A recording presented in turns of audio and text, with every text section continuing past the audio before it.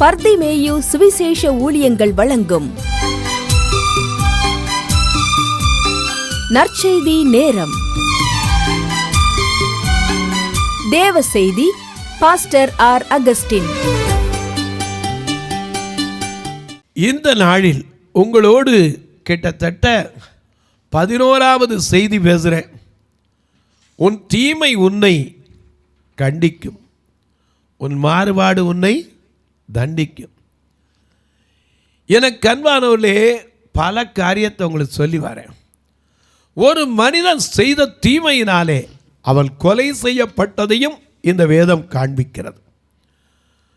உங்கள் வேதாகமத்தை தயவு செய்து கையில் எடுத்து இந்த நிகழ்ச்சியை பார்க்கும்போது நீங்கள் மறக்கவே கூடாது, கையில் வச்சுக்கணும். அப்படி கையில் வச்சுக்கிட்டு தானியேலின் புஸ்தகம் 5ஆம் அதிகாரம் முதல் வசனத்திலிருந்து நீங்கள் திருப்பி கையில் வச்சுக்கிறீங்களா? அவன் செய்த தீமை அவனை தண்டித்தது. இவ்வளவுக்கு பெரிய அரசன் யாராக இருந்தாலும் சரிங்க, அவன் செய்த காரியத்துக்கு தண்டனை உண்டு. எவ்வளவு பெரிய அதிகாரத்தில் இருந்தாலும் சரி, ஆண்டவர் யாரையும் விட்டு வைக்கிறது இல்லை. நம்ம நாட்டில் ஒரு பழமொழி சொல்லுவான், அரசன் அன்று கொள்வான், தெய்வம் நின்று கொள்ளும். நிச்சயமா. ஏன்னா அவர் யாரு? நீதியின் தேவன். எல்லாரும் தானியேலின் புஸ்தகம் 5ஆம் அதிகாரத்துக்கு அப்படி எல்லாம் திருப்பீங்களா? அப்படி எல்லாரும் எடுக்கிற வரைக்கும்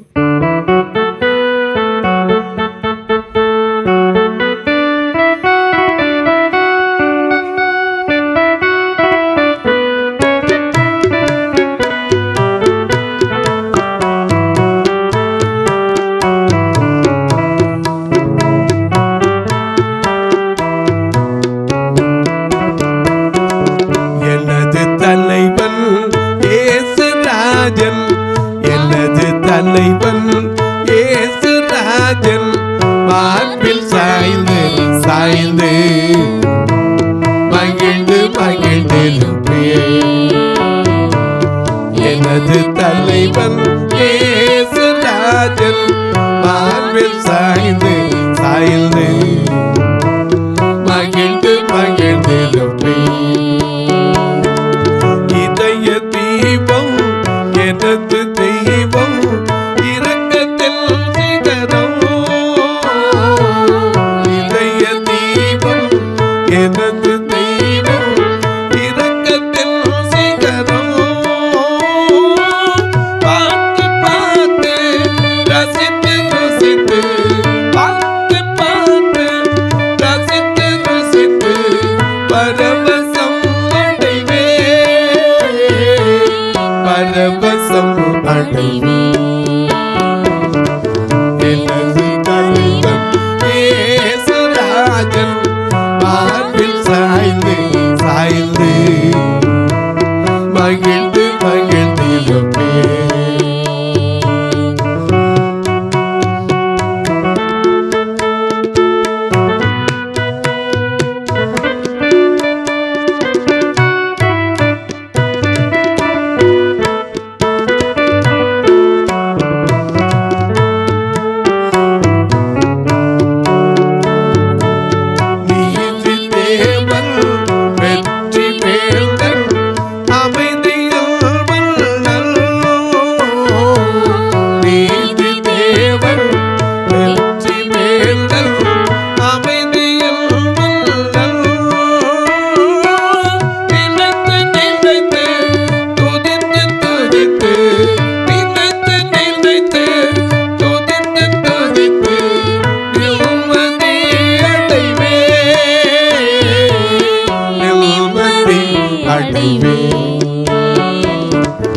எனது தலைவன் இயேசு ராஜன், மார்பில் சாய்ந்து சாய்ந்து மகிழ்ந்து மகிழ்ந்திருப்பேன். மகிழ்ந்து மகிழ்ந்திருப்பேன், மகிழ்ந்து மகிழ்ந்திருப்பேன், மகிழ்ந்து மகிழ்ந்திருப்பேன், மகிழ்ந்து மகிழ்ந்து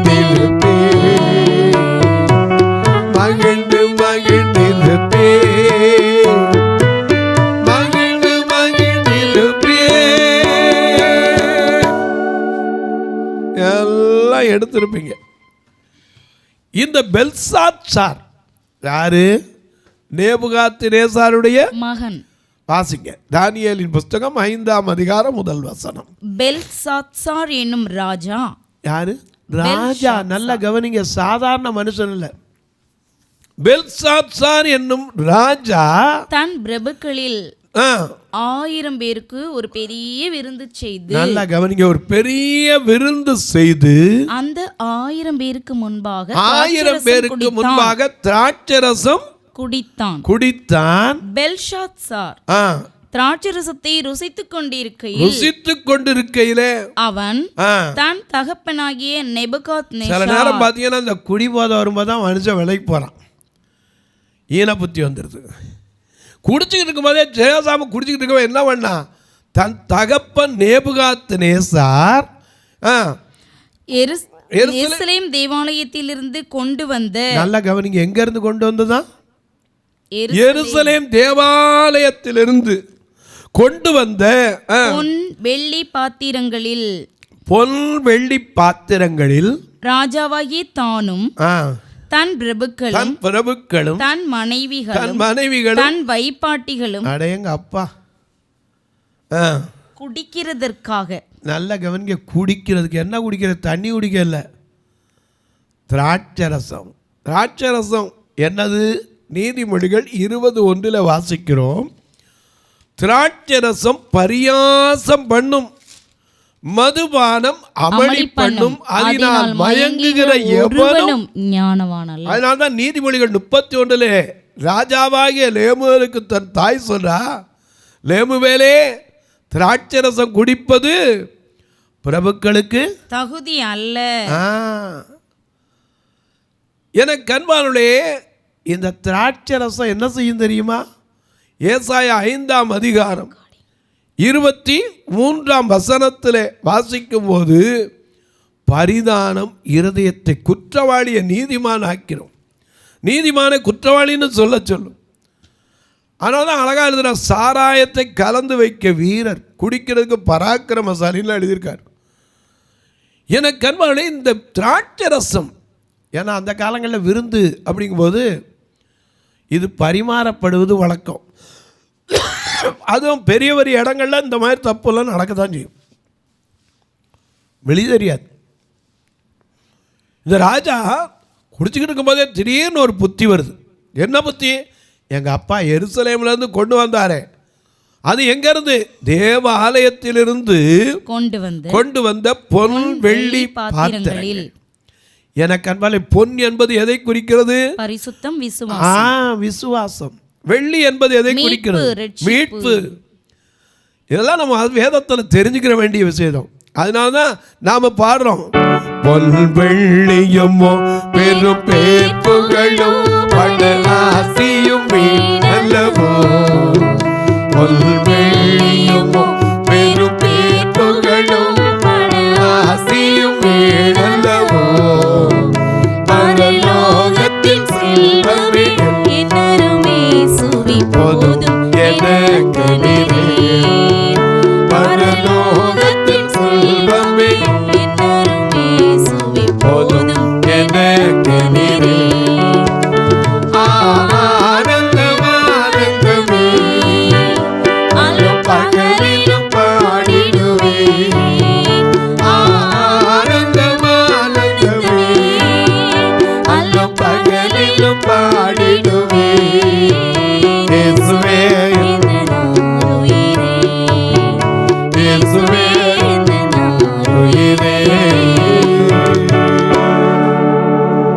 உயர் அடைக்கலத்தில் வைத்த தேவன், ஏன்னா அவர் தான் அடைக்கலம்.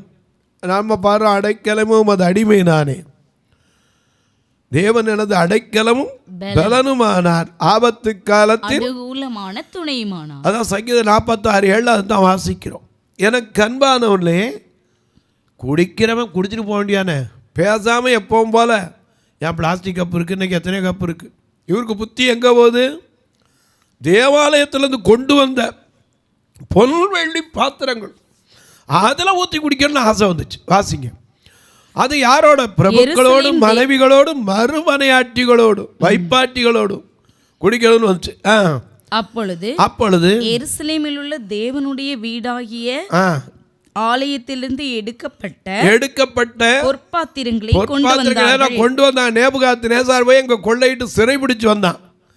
இது நீங்க தானியேலின் புஸ்தகத்தில் வாசிக்கலாம். அதில் பிடிச்சிட்டு வந்த வாலிபர்களுக்கு பேரை மாத்தினா, அவங்களுக்கு கல்தேயருடைய எழுத்துக்களை கற்றுக் கொடுக்க வச்சான். அது மட்டுமல்ல, அதில் வாலிபர்கள், அழகுள்ளவர்கள், திறமை உள்ளவர்களாம் தெளிவாக எடுத்து வந்தான். ஒன்றுக்காக அதெல்லாம் சோடையெல்லாம் கொண்டு வரல. எனக்கு அன்பானவர்களே, இப்போ தகப்பன் கொண்டாந்த பாத்திரம் சும்மா தானே இருக்குது, இதை எடுத்து குடிப்போன்னு சொல்லி மறுமனை ஆட்டிகளோடு வைப்பாட்டிகளோடு குடிக்க போனான். அப்போ அந்த தேவாலயத்திலிருந்து கொண்டு வந்த பாத்திரங்கள் என்ன செய்யப்பட்டது? கொண்டு வந்தார்கள். அவைகளில் ராஜாவும் பிரபுக்களும் அவனுடைய மனைவிகளும் அவனுடைய வைப்பாட்டிகளும் குடித்தார்கள். அப்பா ரொம்ப முக்கியம் பாருங்க, குடித்தார்கள். அவர்கள் திராட்சரசம் குடித்து பொன்னும் வெள்ளியும் வெண்கலமும் இரும்பும் மரமும் கல்லும் ஆகிய தேவர்களை புகழ்ந்தார்கள். ஏன்னா அவர் நமக்கு சொல்லியிருக்கார், என்னை தவிர வேறே தேவர்கள் உண்டாயிருக்க வேண்டாம். ஆமா, ஏன்னா நான் யாரு? சர்வ வல்லவர். நாம பாடுறோம்ல, இயேசுதான் என் ரட்சகர், இயேசுதான் என் ராஜா ராஜா, இயேசுதான் என் ரட்சகர், ராஜா ராஜா சர்வ வல்லவர், என் சொந்தமான சாவை வென்றவர், என் ஜீவனானார் சர்வ வல்லவர், என் எஜமானன் சாவை வென்றவர், என் மணவாளன். சர்வ வல்லவர், சாவை வென்றவர். எனக்கு அன்பானவர்களே, சாதாரண நினைச்சிடக்கூடாது அந்த தேவனை. இவன் குடித்ததே முதல்ல தப்பு. அது மட்டுமில்லை, தேவாலயத்தின் பொற்பாத்திரத்தில் குடித்தான், அதை விட தப்பு. இன்னொரு தப்பு, குடிச்சுவிட்டு அவங்க வழிபட்ட விதங்களை நீங்கள் பார்க்கலாம். அங்கே எழுதியிருக்கு, கல்லையும் மண்ணையும் வெண்கலமும் இரும்பும் மரமும் கல்லும் ஆகிய தேவர்களை புகழ்ந்தார்கள். இதை குறித்து நான் உங்களுக்கு சொல்லல, உங்களுக்கே தெரியும். அந்நேரத்திலே மனுஷ கைவிரல்கள் தோன்றி, ஹலோ, தேவனுடைய நீதி எப்படி வரும்னா எழுத்து வடிவில் கூட வரும். ஒரு வசனத்தின் மூலம் பேசும். எல்லாம் குடிச்சு வெறிச்சிருக்கும் போது திடீர்னு பார்க்குறான் ஒரு காட்சி வருகிறது. அது என்ன காட்சி? மனுஷ கையிருப்பு ஒன்று தோன்றி விளக்குக்கு எதிராக ராஜ அரண்மனையின் சாந்து பூசப்பட்ட சுவற்றிலே எழுதிச்சான். இயேசு எழுதினார். எப்போ? யோவான் 8ஆம் அதிகாரத்தில் ஒரு பெண்ணை கைங்களமாக பிடிச்சிட்டு வந்தாங்க. இவ கை விபச்சாரம் செஞ்சா நாங்கள் கைங்களமாக அவர் உட்காந்து எழுதிக்கிட்டு இருந்தார் தரையில் குனிஞ்சு. ஆனால் அவரை பார்த்தா ஜனங்க கல்வி அறிவு இல்லாதவங்க எழுதிக்கிட்டு இருந்தார்.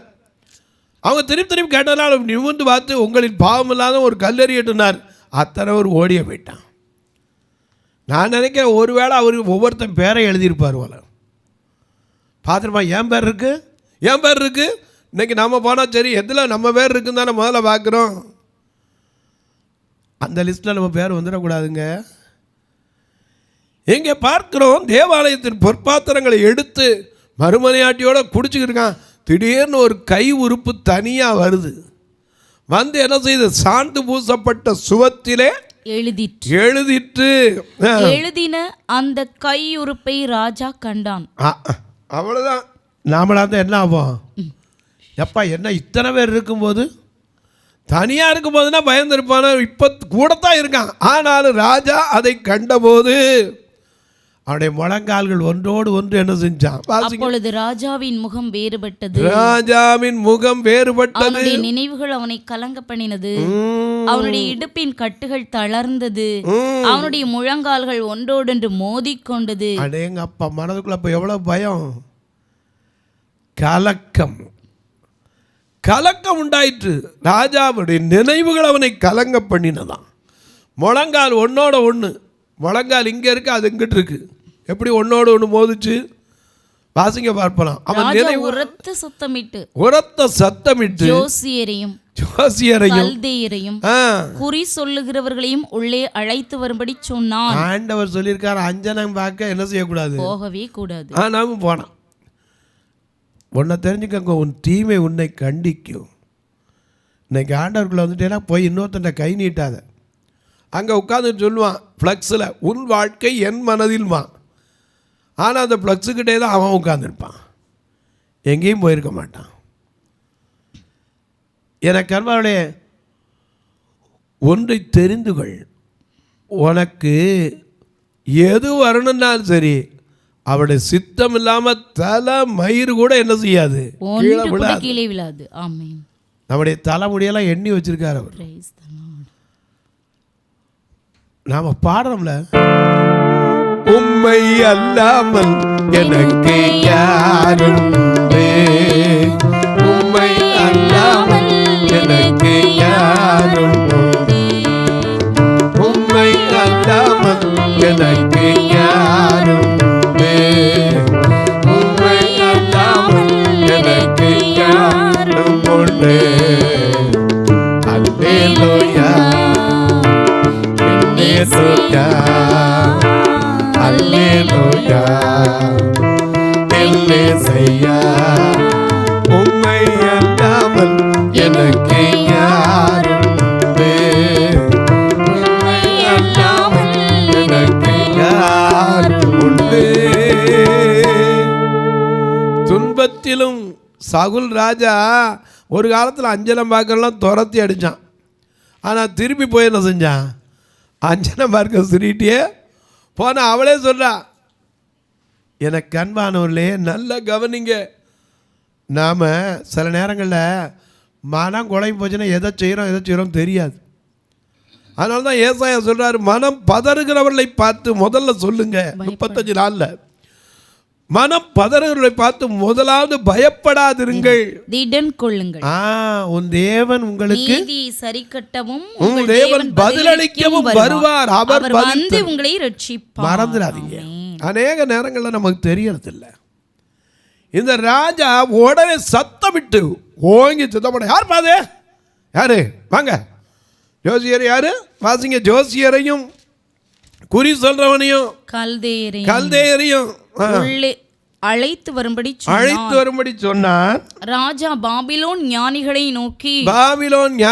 நோக்கி இந்த எழுத்தை வாசித்து இதன் அர்த்தத்தை எனக்கு வெளிப்படுத்துகிறவன் எவனோ அவன் இரத்தாம்பரமும். அடேங்க அப்பா, இவர் உடனே பரட்டி வைக்கிறார், முரசறிவிக்கிறார். இந்த எழுத்தை வாசித்து என்னுடைய அர்த்தத்தை யார் எனக்கு சொல்றானோ அவனுக்கு என்ன செய்வோம், ரத்தாம்பரம்னா என்னது, கனம் பண்ணப்படுகிறான். ரத்தாம்பரம் உடுத்து வைக்கப்படும். ரத்தாம்பரமும் கழுத்திலே பொற்சரப்பணினா தங்க சங்கிலி, பொற்சரப்பணியும் தரிக்கப்பட்டு ராஜ்யத்திலே 3ஆம் அதிபதியாய் இருப்பான் என்று சொன்னான்.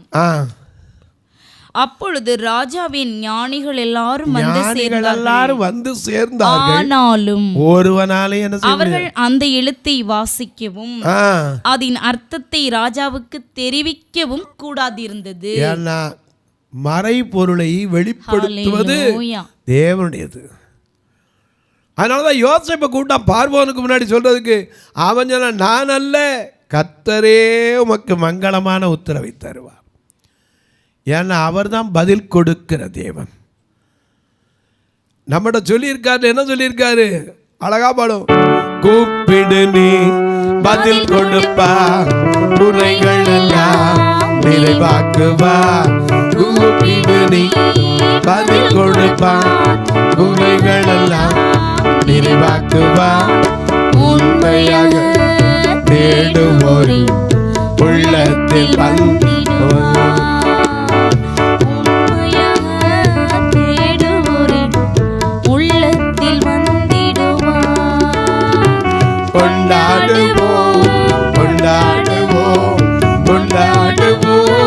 கொண்டாடுவோம், கவலைகள் மறந்து நாம் பாடுவோம், கவலைகள் மறந்து நாம் பாடுவோம். இயேசு ராஜா வந்திருக்கிறார். துதிக்கலாம், எல்லோரும் கொண்டாடுவோம், கைதட்டி நாம் பாடுவோம், கைதட்டி நாம் பாடுவோம், கைதட்டி நாம் பாடுவோம். எனக்கு அன்பானுடைய கூப்பிடு பதில் கொடுக்கிற ஒருவர் உண்டு. இவன் யாரையோ கூப்பிட்டான். கடைசியில் பார்த்தீங்கன்னா எல்லாரையும் முடியலை. இந்த எழுத்தை வாசித்து அர்த்தம் சொல்கிறேன். ஒரே ஒருத்தர் இருக்கிறான்னா அவனை கொண்டு வந்தாங்க. அவன் சொன்ன உன்னுடைய விமுகானம்லாம் இருக்கட்டியா, உங்கள்கிட்டே இருக்கட்டும். இதில் அழுத்தத்தை சொன்னான்.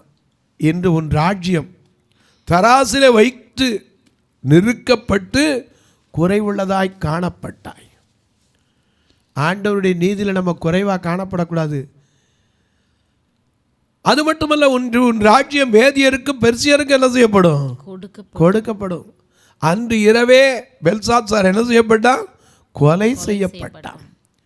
காரணம் என்ன? அவன் செய்த தீமை. உன் தீமை உன்னை கண்டிக்கும், உன் மாறுபாடு உன்னை தண்டிக்கும். மறந்துடாதீங்க. என்னைக்குமே உன்னை தெரிஞ்சுக்கங்க, உப்பை தின்னவன் என்ன செய்யணும்? குடிச்சுதான் ஆகணும். தப்பு பண்ணினவன் தண்டனை அனுபவிச்சுதான் ஆகணும். இன்னைக்கு எத்தனையோ காரியங்கள் தெரியாதுன்னு தந்திரமாலாம் செஞ்சுதான் பார்க்குறாங்க. நேற்று ஒரு காரியம் நடந்தது, அது வேடிக்கையாகவும் இருந்துச்சு, எனக்கு சிரிப்பாகவும் இருந்துச்சு. 13 வயசு பையன் 6 வயசு பொண்ணை கொலை பண்ணான். எப்படின்னு கேட்பீங்க? அவனுடைய காரியத்தை பார்த்தீங்கன்னா எவ்வளவு தந்திரமாக தீமையை தெரியாமல் மறைச்சாங்கிறது தெரியாது. காரணம் என்ன? அந்த பெண் மேலே எல்லாரும் அன்பு வைப்பாங்களாம், சின்ன பிள்ளை மேலே. இவன் மேலே அன்பு வைக்கலையாம். அதனால் இவனை எப்படியாவது தொலைச்சி கட்டிடணும். இது நடந்த நிகழ்ச்சி டிவியில் வந்துச்சு. ஒரு நாள் சாயந்தரம் மலையில் போய் விளையாடுவோம் வா அப்படின்னு சொல்லி அந்த பொண்ணையும் கூட்டு போயிருக்கான். அங்கே போன உடனே அவளை கழுத்தை பிடிச்சி நெரிச்சு, அது மட்டும் இல்லை கல்லை தூக்கி தலையில் ஓட்டு அந்த பிள்ளையை கொண்டுட்டான். கடைசியில் அவனை விசாரிக்கும் போது நான் பார்க்கவே இல்லைன்னா காவல்துறை விடுவாங்களா, கரெக்டாக திருப்பி அதை விசாரித்து பார்த்து ராத்திரியில் இந்த பாடியை கண்டுபிடிச்சாங்களாம். அதை எப்படி கொலை பண்ண கேட்டால் அவன் சொன்னான், ஒரு காட்சியை பார்த்தானா, யூடியூப்பில் தேடி பார்த்தானா. எத்தனையோ திரைப்படங்களில் நடக்கிற குறைகளெல்லாம் பார்த்து தப்பிக்கிறதுக்கு வழியோடு செஞ்சானா. கடைசியில் வெளிப்பட்ட போது இந்த 13 வயசு பையன் எனக்கு அன்பான ஒரு அன்பு செலுத்தலைங்கிறதுக்காக தன்னுடைய சகோதரியை போல நினைக்க வேண்டிய, தங்கையை போல நினைக்க வேண்டிய பெண்ணை அவனை கொலை செய்தான் பார்க்குறோம். தீமை கண்டிப்பாக தண்டிக்கு. யாராக இருந்தாலும் சரி, எவ்வளோ பெரிய மனுஷனாக இருந்தாலும் சரி, நீதிக்கு முன்னாடி அரசனும் ஆண்டியும் ஒன்று தாங்க, யாரையும் விட்டு வைக்க மாட்டார். அதனால தான் வெளிப்படுத்தல் 22:11 வாசிக்கிறோம், அநியாயம் செய்கிறவன் இன்னும் கொஞ்சம் அநியாயம் செய்யட்டும், அக்கிரமம் செய்கிறவன் இன்னும் கொஞ்சம் அக்கிரமம் செய்யட்டும், பரிசுத்தமாக இருக்கிறவன் பரிசுத்தமாக இருக்கட்டும், நீதி செய்கிறவன் நீதி செய்யட்டும், அவனவன் கிரியைக்கு ஏற்ற ஒரு பலன் கட்டாயம் வைத்திருக்கிறார். தொலைக்காட்சியில் பார்க்கிற என் அன்பு மக்களே, இந்த நிகழ்ச்சியை நாள்தோறும் பார்க்குறீங்க, கேட்குறீங்க, சந்தோஷப்படுறீங்க. ஆனால் அதே சமயத்தில் ஒன்றை தெரிஞ்சுக்கங்க, உன் தீமை உன்னை தண்டிக்கும், உன் மாறுபாடு உன்னை கண்டிக்கும். மறந்துடாதீங்க, யோசேப்புக்கு செய்த தீமை அந்த சகோதரரை ஒரு நாள் உணரும்படி வைத்தார். இந்த தொலைக்காட்சி நிகழ்ச்சியை பார்க்கிற நீங்கள் கொஞ்சம் யோசிங்க. நாம் சிறு காரியத்தை கூட செஞ்சாலும் நம்மை காண்கிற ஒருவர் இருக்கிறார். மறந்துடாதீங்க. ஒருவேளை உங்களுக்கு ஒருத்தர் தீமை செஞ்சால் கூட பதிலுக்கு நீங்கள் பதில் செய்ய வேண்டாம், கர்த்தர் நிச்சயமாக அதற்கேற்ற பலனை கொடுப்பார். மறந்துடாதீங்க. இந்த தொலைக்காட்சி நிகழ்ச்சி தினந்தோறும் வர்றதுக்காக ஒரு வார்த்தை ஜெபம் பண்ணுங்க. எங்களுடைய சபை 2 சபை இருக்குது. திருநெல்வேலியில் இருக்க சபையெல்லாம் பார்த்தீங்கன்னா நான் கிட்டத்தட்ட ஒரு வாரத்தில் அவங்கள கூட்டிகிட்டு வரதுக்கு மட்டுமே 4000 ரூபா வேனுக்கு வாடகை கொடுக்குறோம். எல்லாரையும் கூப்பிட்டு வந்து நல்ல சத்தியத்தை சொல்லி அவங்கள சாப்பிட வச்சு தான் ஒவ்வொரு நாளும் இது வரைக்கும் அனுப்பியிருக்கிறேன். ஒருவேளை உங்கள் பிறந்த நாள், திருமண நாள் போன்ற நல்ல நாட்களில் நீங்கள் ஒருவேளை ஆத்துமாக்களை அழைத்து வர உதவலாம். ஒரு நல்ல உணவு கொடுக்க உதவலாம், பார்வையற்றவங்களுக்கு ஊன்றுகோல் கொடுக்க உதவலாம், ஒரு கட்டுமான பணிக்கு உதவலாம். அது மட்டும் இல்லை, பார்வையற்றோர் மரித்தா கூட சொந்தக்காரங்க அடக்கத்துக்கு கையிட மாட்டாங்க. ஏன்னா கண்டுதிரியாமல் போனால் அப்படி கையை கழுவி விட்டுறாங்க. இவருடைய ஈமை கிரியைகளுக்கு உதவலாம். அது மட்டுமல்ல, ஒரு கட்டுமான பணிக்கு உதவலாம். எப்படி பிரதர் நாங்கள் உதவ? நாங்கள்லாம் தூரத்தில் இருக்கமே. Right, okay. இதில் 2 நம்பர் வந்துக்கிட்டே இருக்கும், அதை பாருங்கள். ஜிபே, ஃபோன்பேலாம் உண்டு. உங்கள் ஜெபக்காரி எது இருந்தாலும் காலை 10லேருந்து 5 மணிக்குள்ளே தாராளமாக சொல்லலாம். இப்போவும் உங்களுக்காக நான் ஜெபிக்க போகிறேன். உங்களுக்காக ஜெபிக்கட்டுமா? நல்ல பிதாவே, நன்றியோடு துதிக்கிறோம் சுவாமி. இந்த மனமகிழ்ச்சியான நாளிலே யார் யார் இந்த தொலைக்காட்சி முன்னாடி எனக்கு நீதி கிடைக்குமா, எத்தனையோ தீமைகளை தாண்டின தீயையும் தண்ணீரையும் கடந்து வந்தேன் என்று சொல்லுகிற உங்களுக்கு, மனுஷர் எங்கள் தலைமையில் நடக்கிறது போல அனுபவம் இருக்கிறது என்று சொல்லுகிற உங்களுக்கு ஒரு செழிப்பான ஆசீர்வாதத்தை வைத்திருக்கிறார் ஐயா. ஆனால் உன் தீமை ஒருவேளை யாருக்கும் தெரியாம இருந்தா அது உன்னை கட்டாயம் கண்டிக்கும். உன் மாறுபாடு உன்னை தண்டிக்கும் என்கிற உணர்வை மனதில் வைத்துக்கொண்டு தீமையை விட்டு விலகி நன்மை செய்தால் மேன்மை தருகிற தேவன் ஒவ்வொருவருக்கும் அந்த மேன்மையை கொடும். இந்த ஊழியத்தை தாங்குகிற, ஜெபிக்கிற, கொடுக்கிற எல்லா மக்களையும் ஆசீர்வதி. பிறந்த நாள், திருமண நாளை நினைவு கூறுகிற மக்களுக்காய் ஜெபிக்கிறேன்.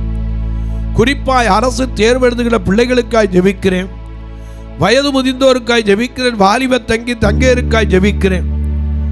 ஆண்டவருடைய நாமத்தினாலே ஒவ்வொருவருடைய கண்ணீரும் களிப்பாய் மாறட்டும் சுவாமி.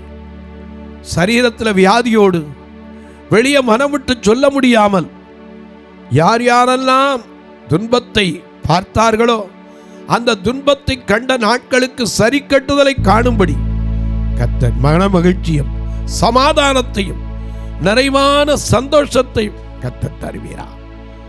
வானத்திற்கும் பூமிக்கும் சகல அதிகாரம் கொண்ட இயேசு கிறிஸ்துவின் ஈடு இணையற்ற வல்லமையுள்ள நாமத்தில் ஜெபிக்கிறேன் நல்ல பிதாவே, ஆமென். சபை ஆராதனை ஞாயிறு காலை 10 மணி முதல் 12 மணி வரை.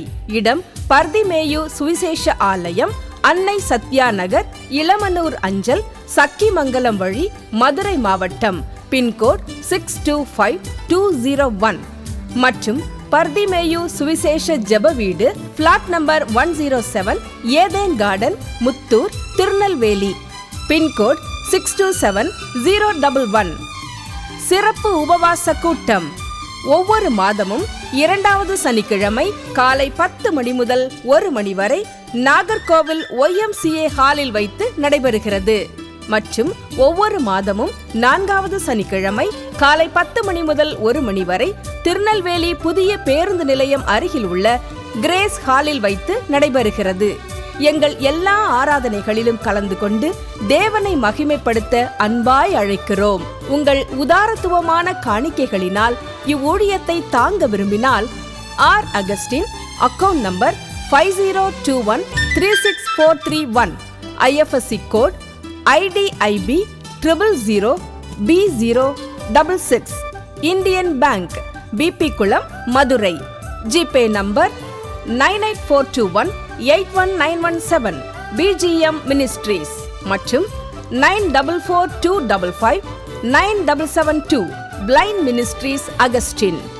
உங்கள் தொடர்புக்கு பாஸ்டர் ஆர் அகஸ்டின், பர்திமேயு சுவிசேஷ ஊழியங்கள், நாகமலை, புதுக்கோட்டை, மதுரை 625019.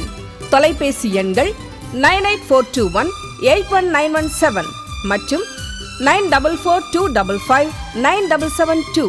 கர்த்தர் தாமே உங்களை ஆசீர்வதிப்பாராக.